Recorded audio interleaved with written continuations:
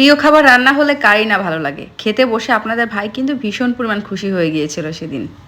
একটা ছেলে মানুষ শ্বশুরবাড়িতে যেই পরিমাণ আদর আপ্যায়ন পায় তার অর্ধেকটাও যদি সেই নারীটা পেত, যেই নারীটা শ্বশুরবাড়ির মানুষকে সত্যিকার অর্থে ভালোবাসতে চায়, তাহলে আমার মনে হয় তাদেরকে সারা জীবন মাথায় করে রাখতো, কিন্তু সেই ক্ষেত্রে পায় না। বর্তমানে অনেক মেয়েরা আছে শ্বশুরবাড়ির আদর আপ্যায়ন অনেক কিছু পায়, তারা আবার না কুচু করে রাখে, তারা আবার সেটা সহজে গ্রহণ করে না বা হচ্ছে আরও বেশি চায়, এরকম একটা অবস্থা।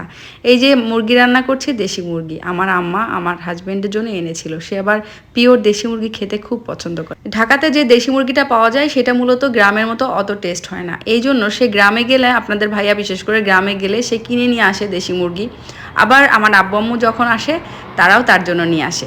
যাই হোক, দেশি মুরগি তার পছন্দ মতো করে রান্না করছিলাম। এটা খেতে অবশ্য অনেকেই পছন্দ করে, আমার হাজব্যান্ডের একার পছন্দ না, আমারও অনেক পছন্দ। তবে যেটা বলছিলাম, বেশিরভাগ পুরুষ মানুষই কিন্তু শ্বশুরবাড়িতে প্রচণ্ড আদর আপ্যায়ন, জামাই আদর যেটা সেটা পায়। কারণ মেয়ের মায়েরা চায় মেয়েটা যেন ভালো থাকে, সেই জন্যই মনে হয় জামাইকে ভীষণ পরিমাণ ভালোবাসে, আদর করে, যত্ন করে। মেয়েরা তার উল্টোটা, মেয়েরা কখনোই সেই আদরটা যত্নটা পায় না। তবে ইদানিং যারা পায় তারা তো পায়, অনেক ভাগ্য কপাল করে তার শ্বশুরবাড়িতে যায়। আর কিছু কিছু মেয়েরা আছে যেন আদায় করে নেয়, নিজের সব কিছু আদায় করে নেয় আর কি, তারা পায়।